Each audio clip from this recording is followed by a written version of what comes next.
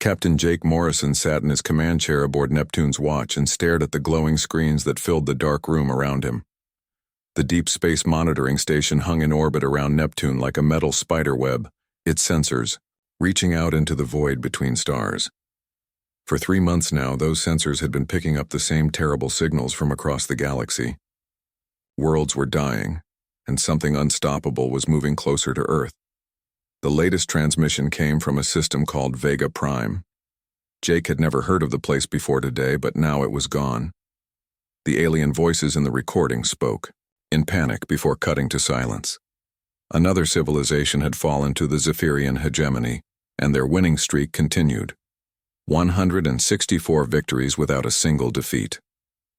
Jake rubbed his tired eyes and wondered if Earth would become number 165. Dr. Lisa Chang walked into the command center carrying a tablet full of data that made no sense. She had been studying the Zephyrians for months now, trying to understand how they could be so successful. Every species they fought had advanced technology. Some had weapons that could destroy planets, others had shields that should have been impossible to break. None of it mattered when the Crimson Spear fleet arrived at their doorstep. "They don't just win battles," Lisa said as she set her tablet down on Jake's desk.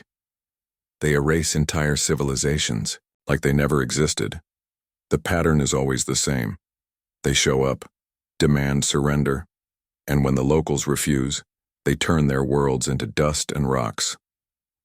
Jake looked at the images on her tablet. Each one showed the same thing. Dead worlds, where billions had once lived. The Zephyrians didn't just kill their enemies, they consumed everything useful and left nothing behind. Planets that had once been green and blue became gray and lifeless. It was efficient in a way that made Jake's skin crawl. Commander Ryan Torres entered the room with news that everyone had been dreading. The Earth Defense Council had finished their analysis of humanity's chances against the Zephyrian fleet. The numbers were not good. Earth had maybe 50 ships that could fight in deep space. The Zephyrians traveled with over 800 vessels, each one larger and more powerful than anything humans had ever built. "The Council wants to know if we should try to negotiate," Ryan said, though his voice suggested he already knew the answer. Lisa shook her head and pulled up another file on her tablet. "I studied every first contact scenario we could find in the database. The Zephyrians don't negotiate. They offer surrender once, and if you refuse, they kill everything that moves. There were 3 species that tried to surrender after the fighting started. The Zephyrians killed them anyway." Jake felt a cold weight settle in his stomach. Humanity had spent centuries fighting wars against itself, learning how to kill other humans more efficiently. But they had never faced anything like this. The Zephyrians had conquered species that were thousands of years more advanced than Earth. What chance did humans have against an enemy that had never lost a battle? The communication array crackled to life, and a new signal reached Neptune's watch. This one came from much closer than the others. The Altarian system was only 30 light-years from Earth, close enough that human traders sometimes visited their markets. Jake recognized the voice of Ambassador Chen Wei, a human diplomat who had been working to build trade relationships with the peaceful Altarians. "This is Chen Wei broadcasting on all frequencies," the voice said through static and interference. "The Zephyrian fleet has arrived in our system. The Altarians are trying to evacuate their civilians, but there are too many of them and not enough time. The alien ships are enormous. I count at least 800 vessels, maybe more. They're demanding immediate and total surrender." The transmission cut to static for several seconds before Chen's voice returned, now filled with panic. "They're firing on the evacuation ships. The Altarians aren't even fighting back, but the Zephyrians are killing them anyway. Oh God, they're targeting the planet directly. I can see the surface burning from here." Jake gripped his chair as the transmission continued. Chen Wei described the destruction of an entire world in real time. Cities that had stood for thousands of years disappeared in flashes of light. Oceans boiled away into steam. Within 6 hours, the Altarian homeworld was nothing but a ball of molten rock spinning through space. "The fleet is moving on," Chen's voice whispered through the static. "They're heading toward the inner system, toward Earth. I'm going to try to follow them and send regular reports, but I don't think anyone will be alive to receive them much longer." The transmission ended, and the command center fell silent. Everyone knew what this meant. The Zephyrian Crimson Spear fleet was coming to Earth, and they had never been defeated. Admiral Kethex, their leader, probably saw the conquest of humanity as just another routine operation, another world to add to his collection. Lisa Chang looked up from her tablet with something that might have been hope in her eyes. "There is one thing that makes us different from all the other species they've fought," she said quietly.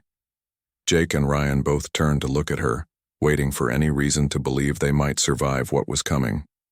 "Every civilization the Zephyrians destroyed was peaceful," Lisa continued. "They had advanced technology, but they used it for exploration in science and art. They built beautiful cities and tried to make life better for everyone. When the Zephyrians showed up with their weapons, these species had to learn how to fight." She paused and looked out through the observation window at the cold stars beyond Neptune. "Humans are different. We've been at war with each other for our entire history. We know how to fight because we've never stopped fighting. Every weapon we've ever built was designed to kill other humans. Every strategy we've developed came from trying to survive against our own kind." Jake felt something shift in his chest. Maybe it wasn't hope, but it was something. The Zephyrians had conquered peaceful civilizations that had forgotten how to make war, but humanity had never forgotten. Earth's children had been forged in conflict, shaped by centuries of violence and competition. They knew how to hate, how to adapt, and how to survive. The communication array activated again, and this time the message came from Earth itself. General Kevin Price was calling all deep space stations with new orders. Humanity would not surrender to the Zephyrian hegemony. They would fight, and they would make the aliens pay for every inch of space between Neptune and Earth. Jake Morrison smiled for the first time in months. The Zephyrians might have won 164 battles, but they had never fought humans before. 3 weeks after the last transmission from the Altarian system, the sensors aboard Neptune's watch detected something that made every alarm in the station scream at once. The Zephyrian fleet had arrived at the edge of the solar system, and it was bigger than anyone had imagined. Jake Morrison counted the contacts on his screen twice before he believed the number.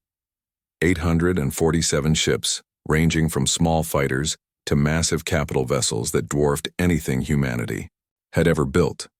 The flagship was a monster called the World Breaker, a ship so large that it cast shadows on the smaller vessels around it. According to the sensor readings, it was over 15 miles long and packed with enough firepower to reduce a planet to rubble. Admiral Kethex commanded from that ship, and everyone in the solar system now existed only because he had not yet decided to kill them. Lieutenant Sam Hayes coordinated Earth's response from the command bunker buried 3 miles beneath the Rocky Mountains. The facility had been built during the old Cold War, but it had been expanded and improved over the decades. Now it served as humanity's last command center, the place where the final decisions would be made. Sam looked at the tactical displays showing the positions of Earth's pitifully small fleet and wondered if they were all going to die. Unlike every other species the Zephyrians had encountered, humanity did not send ambassadors or peace envoys. They had studied the alien pattern of conquest and learned that diplomacy was just another word for delayed execution. The Zephyrians never accepted surrender, and they never showed mercy. So Earth's leaders decided to skip the talking and move directly to the fighting. Captain Amy Rodriguez received her orders aboard the UES Defiant, a small ship that looked primitive compared to the alien vessels filling the outer system. Her mission was simple in concept, but terrifying in practice. She would fly her ship directly toward the Zephyrian fleet, make contact with Admiral Kethex, and gather as much intelligence as possible before the inevitable battle began. Everyone knew it was a suicide mission, but someone had to do it. The Defiant launched from Earth's largest orbital station and began the long journey toward the edge of the solar system. Amy sat in her captain's chair and watched the alien fleet grow larger on her screens with each passing hour. Her ship carried a crew of only 12 people, but they were all volunteers who understood the stakes. If they could learn something useful about Zephyrian tactics or technology, their deaths might help save everyone else. Dr. Nathan Brooks monitored the approach from his hidden position aboard the research vessel Galileo. His ship was completely invisible to sensors using stealth technology that had been developed in secret for exactly this situation. While the Defiant drew the aliens' attention, Nathan's job was to observe and record everything that happened. He would be humanity's hidden eyes, watching the first meeting between humans and the galaxy's most feared conquerors. The Zephyrian fleet allowed the Defiant to approach, which was itself interesting information. They were confident enough in their superiority that they saw no threat in a single small human vessel. Amy's ship was like an ant approaching a herd of elephants, too tiny to matter. This arrogance might be something humanity could use later, if there was a later. Admiral Kithex agreed to a face-to-face meeting, though it would take place aboard his flagship rather than on neutral ground. Amy Rodriguez and 2 of her officers were transported to the Worldbreaker using Zephyrian teleportation technology that was far beyond human understanding. The inside of the alien ship was as impressive as its exterior, with corridors wide enough to drive trucks through and walls made of materials that seemed to absorb light. The meeting took place in Admiral Kithex's private chamber, a vast room decorated with trophies from his previous conquests. Amy saw weapons and artwork from dozens of dead civilizations, each one representing billions of lives that had been snuffed out by the creature sitting across from her. Kythex was 7 feet tall and covered in blue-gray scales that reflected the room's dim lighting. His eyes were black and showed no emotion as he studied the humans. "I am Admiral Kithex of the Crimson Spear Fleet," he said through a translation device that turned his alien words into perfect English. "I have conquered 164 worlds in the name of the hegemony. Your species will surrender immediately, or you will join the others in extinction." Amy Rodriguez had practiced her response during the long flight to the outer system. Earth's leaders had given her specific words to say. Knowing that this conversation would be recorded and studied by both sides, she looked directly into Kithex's black eyes and spoke the words that would define humanity's future. "I am Captain Amy Rodriguez of the United Earth Defense Force," she said clearly. "We have received your ultimatum and discussed it with our leadership. Our response is simple: come and take it." The alien admiral tilted his head slightly as if he had not understood her words correctly. The translation device repeated her response in his own language, and something that might have been surprise flickered across his features. In 164 previous encounters, no species had ever responded with such direct defiance. "Perhaps your translation systems are malfunctioning," Kithex said slowly. "I have offered you the opportunity to live as servants of the hegemony. The alternative is the complete destruction of your world and every human in existence. Surely you understand these terms." Amy smiled, and it was not a friendly expression. "We understand perfectly, Admiral. You want us to surrender so you can kill us more efficiently. We've studied your methods. You don't accept surrender anyway, so why should we waste time pretending? You want Earth? You're going to have to fight for it." Nathan Brooks recorded every word of the exchange from his hidden position. He also noticed something that the aliens seemed to miss. Every human transmission, including this conversation, was being broadcast on multiple frequencies to receiving stations throughout the solar system. While Amy Rodriguez spoke with Admiral Kythex, thousands of human analysts were studying the aliens' voice patterns, body language, and technology. The meeting ended exactly as expected. Admiral Kythex dismissed the humans with something resembling contempt and informed them that the assault would begin in 24 hours. He seemed to view the coming battle as a minor inconvenience rather than a real fight. After all, he had never lost before. Amy and her officers returned to the Defiant, and the small ship began its journey back toward Earth. But they were not running away. The intelligence they had gathered would be transmitted to every human commander in the solar system. They had learned about Zephyrian ship designs, weapon placements, and most importantly, the aliens' overconfidence. As the Defiant flew away from the massive alien fleet, Amy Rodriguez activated her ship's communication system and sent a message to Earth that would be remembered for centuries. "This is Captain Rodriguez reporting. We have made contact with the enemy. They are exactly as arrogant as we hoped. All units prepare for combat. Let's show these aliens what humans do to bullies." The transmission was received by every human, ship, station, and base in the solar system. From the hidden weapons platforms around Jupiter to the missile batteries on the moon, humanity's defenders prepared for the fight of their lives. They knew they were outnumbered and outgunned, but they had something the Zephyrians had never encountered before. They had 3,000 years of experience in the art of killing other intelligent beings. The Zephyrian assault began exactly 24 hours after Admiral Kithex had promised. The alien fleet moved toward Earth like a wall of death, their massive ships blocking out the stars behind them. Every vessel in the armada charged their weapons and prepared to deliver the same overwhelming bombardment that had destroyed 164 civilizations before. But when the energy beams and missile salvos reached their targets, something impossible happened. Earth's cities remained intact. General Kevin Price watched the battle unfold from his command center on Mars and allowed himself a small smile. The energy shields protecting Earth were not visible to the naked eye, but they covered every major population center like invisible domes. The technology had been reverse-engineered from captured alien probes over the past 50 years, improved, and perfected in secret laboratories that officially did not exist. When the Zephyrian weapons struck those shields, they simply disappeared like raindrops hitting glass. Admiral Kithex stared at his tactical displays in confusion. His fleet had just delivered enough firepower to crack a planet's crust, but the human world showed no damage. The major cities were still broadcasting communications, their orbital platforms were still operational, and somehow their primitive technology had absorbed an attack that should have ended the war before it began. Major Kate Sullivan piloted her stealth fighter through the outer edge of the alien formation, and marveled at how easy it was to remain undetected. The Zephyrians had never fought an enemy that used deception and misdirection as primary tactics.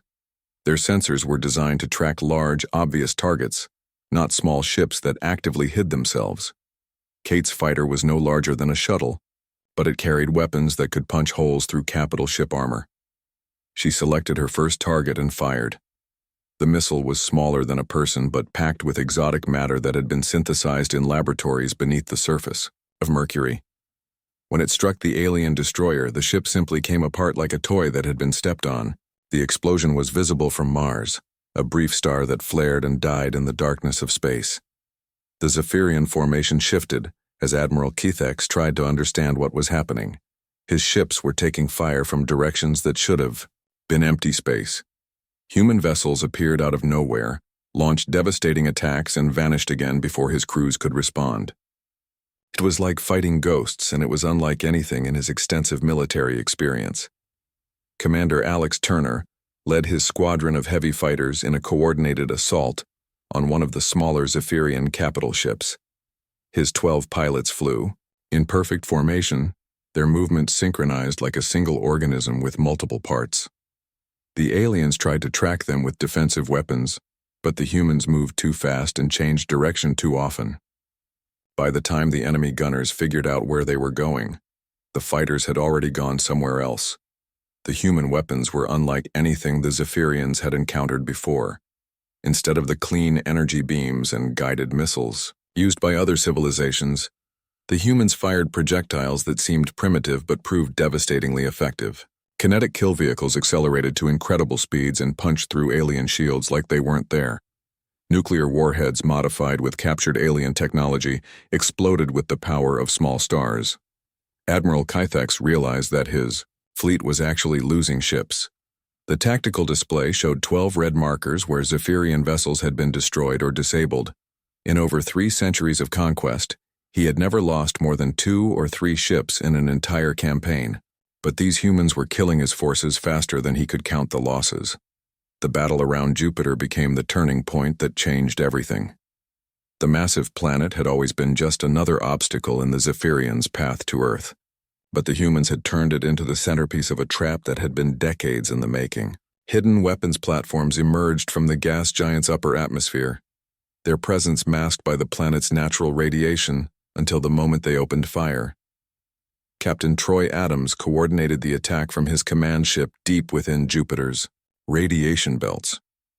His fleet of converted mining vessels and modified freighters looked nothing like military ships, but they carried weapons that had been designed specifically to fight an enemy with superior technology. Instead of trying to match alien firepower, the humans had focused on using the environment as a weapon. The first phase of the Jupiter trap involved nuclear mines that had been placed in orbit around the planet's major moons. When Zephyrian ships moved to establish orbital control, they triggered a cascade of explosions that turned the entire region into a deadly maze of radiation and debris. Ships that survived the initial blasts found themselves flying through clouds of radioactive particles that ate through their hulls like acid. The second phase was even more devastating. The humans had spent 50 years studying Jupiter's magnetic field and learning how to manipulate it. When they activated their hidden electromagnetic generators, the planet's radiation belts became focused beams of death that could slice through alien ships like knives through paper. Vessels that had been designed to survive the vacuum of space found themselves torn apart by forces of nature that humans had learned to control. Admiral Kethex watched his fleet suffer casualties that should have been impossible. The humans were not fighting like a civilized species.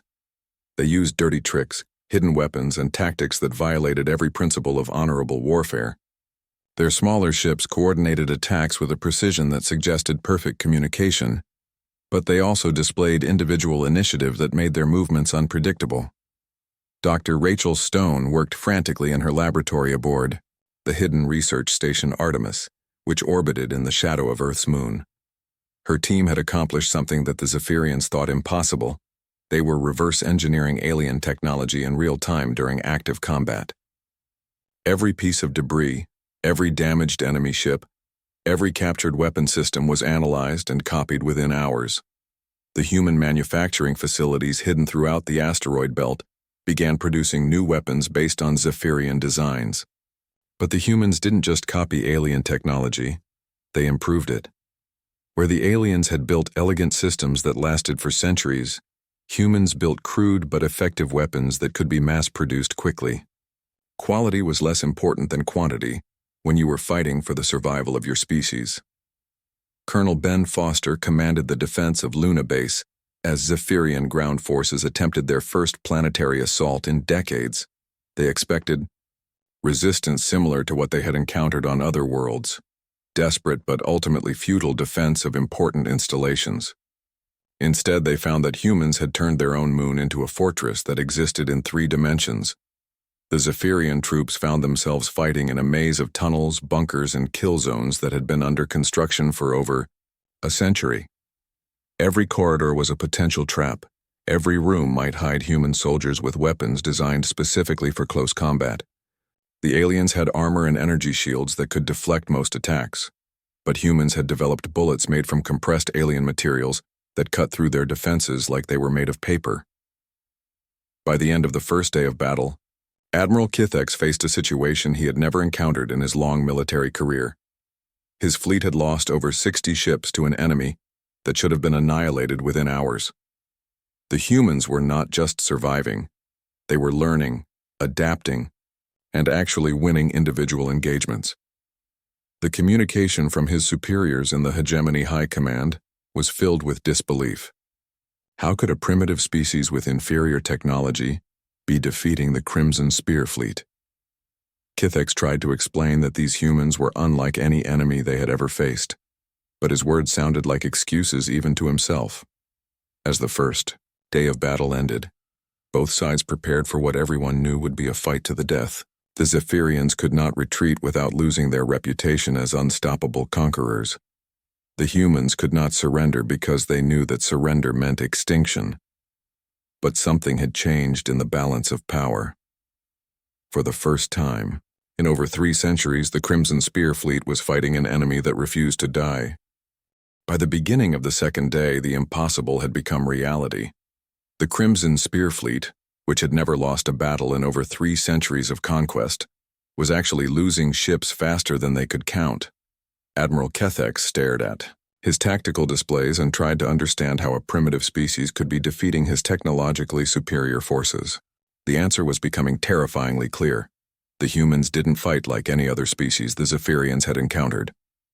Colonel Ben Foster moved through the tunnels beneath Luna Base like a ghost, leading his soldiers in a game of deadly hide-and-seek with Zephyrian ground troops. The aliens had superior armor, better weapons, and energy shields that could deflect most human attacks. But they had never fought an enemy that had spent thousands of years perfecting the art of killing other members of their own species in confined spaces. The moon had been turned into a fortress over the course of several decades, but it was a fortress designed by humans who understood human psychology. Every tunnel led to multiple exits. Every room could become a trap or a sanctuary, depending on who controlled it.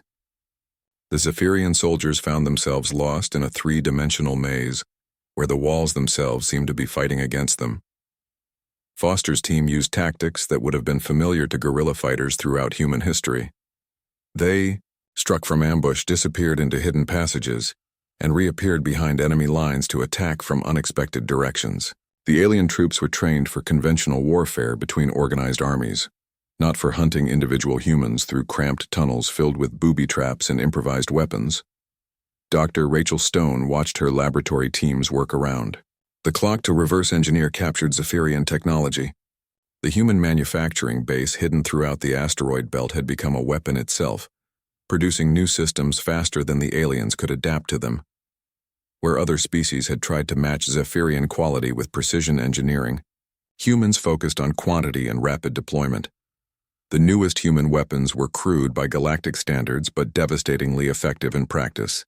Missiles built from scavenged alien materials and human explosives could track enemy ships through hyperspace.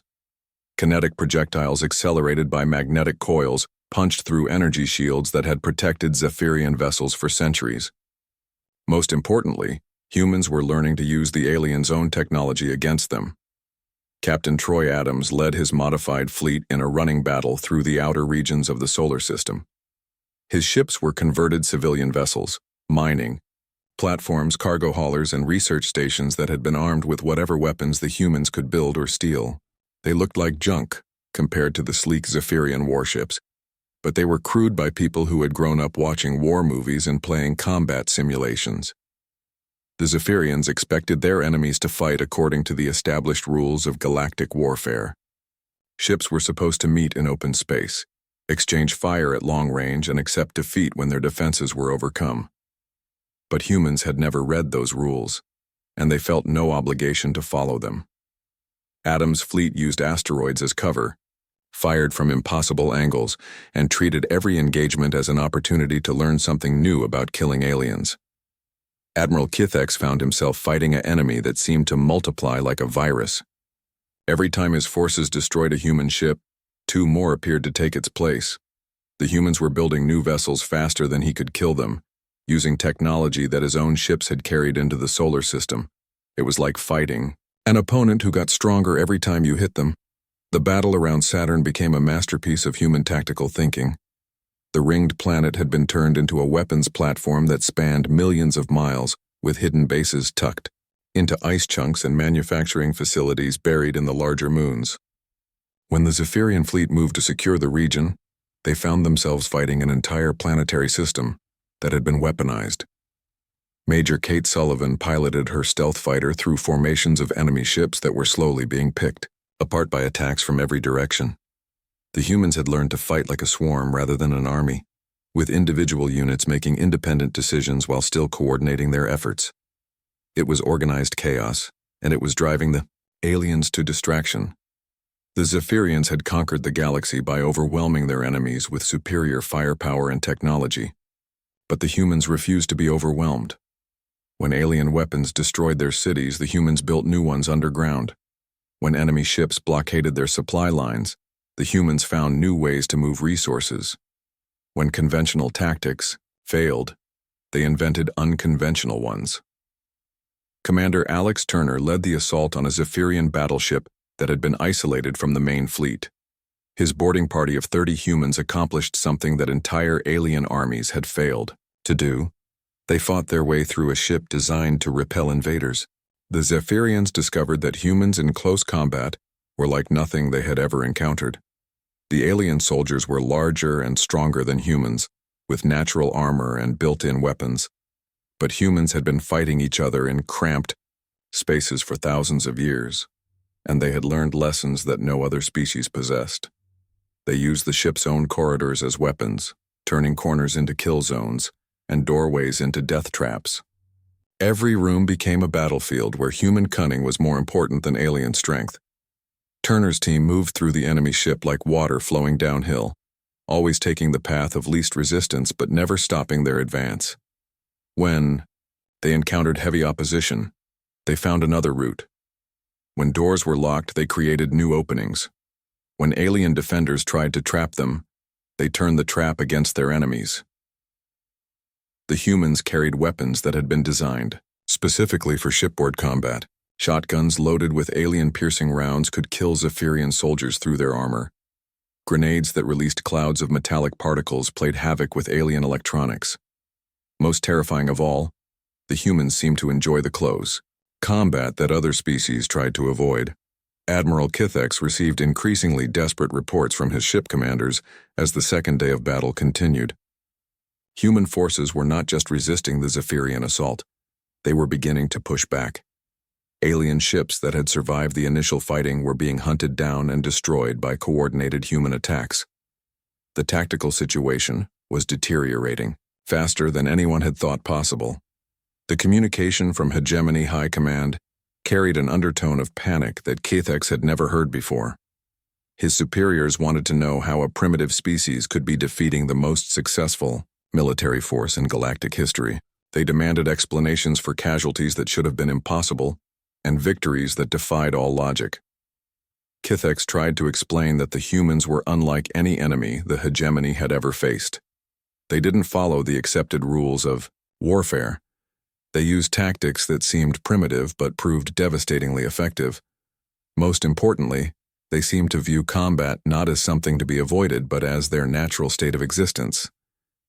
Engineer Matt Cooper coordinated the activation of Earth's planetary defense network from his command post buried beneath the Australian outback. The system had been under construction for over 70 years, hidden from alien surveillance by techniques that human intelligence agencies had perfected during centuries of spying on each other. When it came online, the entire solar system became a weapon. The network didn't just protect Earth, it actively hunted enemy vessels throughout the solar system. Satellites disguised as space debris suddenly revealed themselves as missile platforms. Orbital installations that appeared to be scientific research stations opened fire with weapons that had been built from captured alien technology. Most impressively, the humans had learned to use the solar system's own magnetic fields as targeting systems that could track cloaked ships. As the second day of battle drew to a close, Admiral Kithex faced the unthinkable reality that his fleet might actually lose this war. The Crimson Spear fleet had been reduced to fewer than 600 ships, while human forces seemed to be growing stronger with each passing hour. The tactical displays showed enemy contacts throughout the solar system, and every one of them was actively hunting Zephyrian vessels. The humans had turned their entire star system into a fortress, but it was a fortress that fought back. Every planet, every moon, every asteroid had become part of a vast machine designed for one purpose: killing aliens who thought they were invincible. For the first time in his military career, Admiral Kithex began to consider the possibility of retreat. But retreat would mean admitting defeat, and the Hegemony had never been defeated. The political consequences would destroy not just his career, but potentially the entire Zephyrian government. As night fell on Earth, the humans prepared for the final phase of a battle that had already changed the balance of power in the galaxy. The species that had conquered the stars by fighting each other was about to teach the universe a new lesson about the nature of warfare. The final phase of the battle began when Admiral Kithex made his last desperate decision.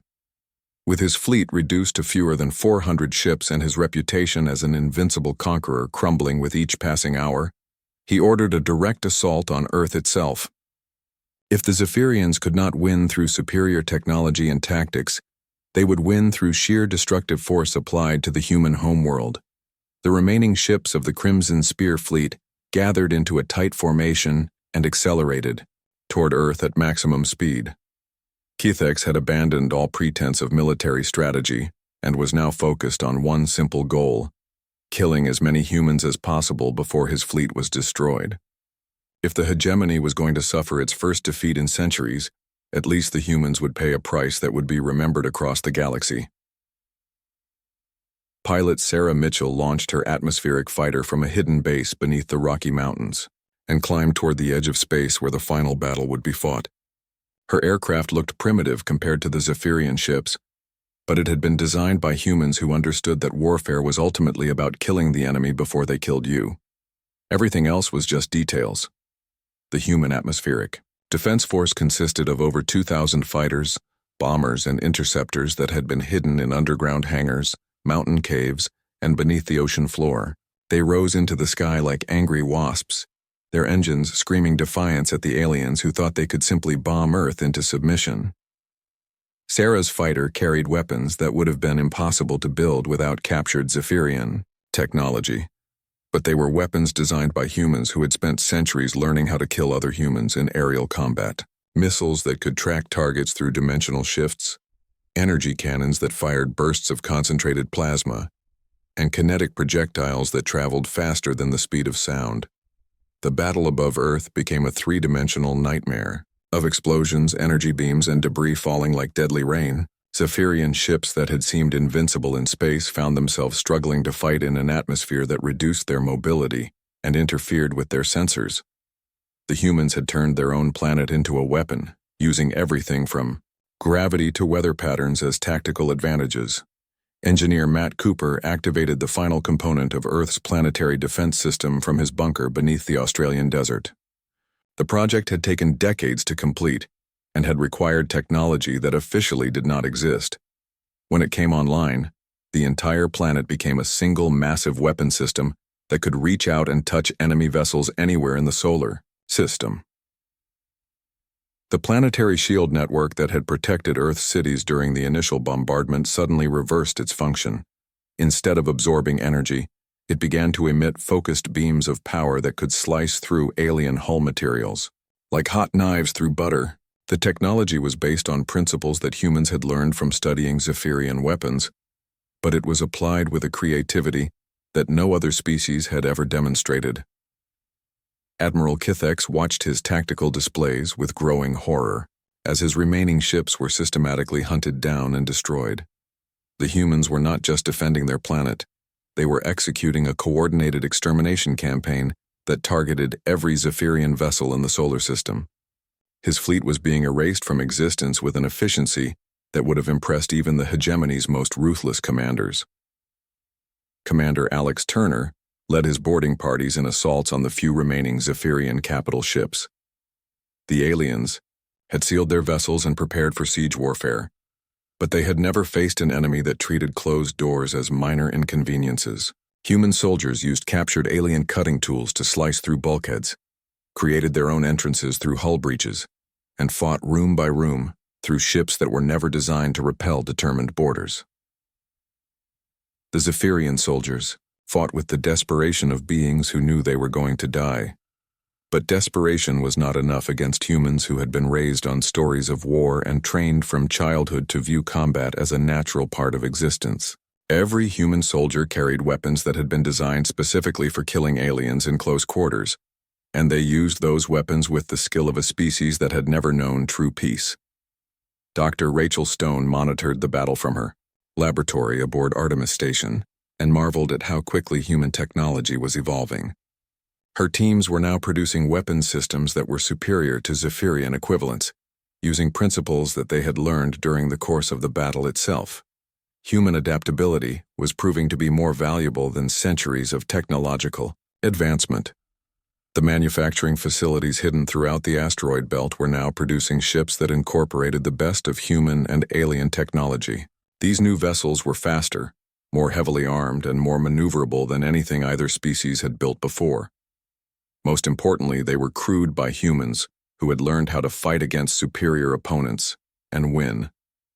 Admiral Kithex made his final gambit when he realized that conventional tactics would not save his fleet. He ordered his remaining ships to form a suicide formation and ram directly into Earth's major population centers. If the Zephyrians were going to lose this war, they would at least inflict casualties that would cripple human civilization for centuries. But the humans had anticipated even this desperate tactic. The planetary defense network had been designed to stop exactly this kind of attack, and it responded with devastating efficiency.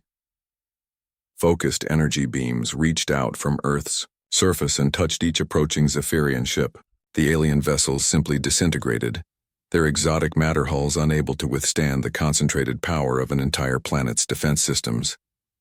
Captain Jake Morrison watched the final moments of the battle from his command post aboard Neptune's watch. The sensors that had first detected the approaching Zephyrian fleet now tracked the debris field that was all that remained of the most feared military force in galactic history. 847 ships had entered the solar system 3 days ago. Now there were none. The last transmission from Admiral Kithex was received by monitoring stations throughout human space. His final words were broadcast on all frequencies, a message that would be studied by military historians for centuries to come. "They are not like the others," the alien commander said, his voice filled with something that might have been respect or terror. "They do not fight to survive. They fight because it is what they are." The Worldbreaker, the massive flagship that had led the Crimson Spear fleet to victory on 164 worlds, broke apart above Earth's North Pole. Its destruction was visible from the surface as a brief star that flared and died in the darkness of space. With it died the myth of Zephyrian invincibility and the beginning of something new in galactic history. Lieutenant Sam Hayes coordinated the cleanup operations from her command bunker beneath the Rocky Mountains. Human salvage crews were already moving through the debris field, collecting alien technology that would be studied, reverse-engineered, and incorporated into the next generation of human weapons. The species that had survived by learning from their enemies was about to become much more dangerous. When the final casualty reports were compiled, the numbers told a story that would reshape the balance of power throughout the galaxy. The Zephyrian hegemony had lost its entire Crimson Spear fleet, along with its most experienced commander, and the reputation that had kept dozens of species in terrified submission. Humanity had suffered losses as well, but they had won something far more valuable than victory. They had proven to themselves and to anyone else who might be watching that Earth's children were ready to take their place among the stars, not as victims or as subjects, but as the galaxy's newest apex predators. The humans had absorbed the lessons of Zephyrian technology, adapted alien tactics to their own purposes, and emerged from the battle stronger than they had been before. The age of human expansion was about to begin, and the rest of the galaxy would have to decide whether they wanted to be humanity's allies or their enemies. But one thing was certain. No one would ever again make the mistake of thinking that humans were just another primitive species waiting to be conquered.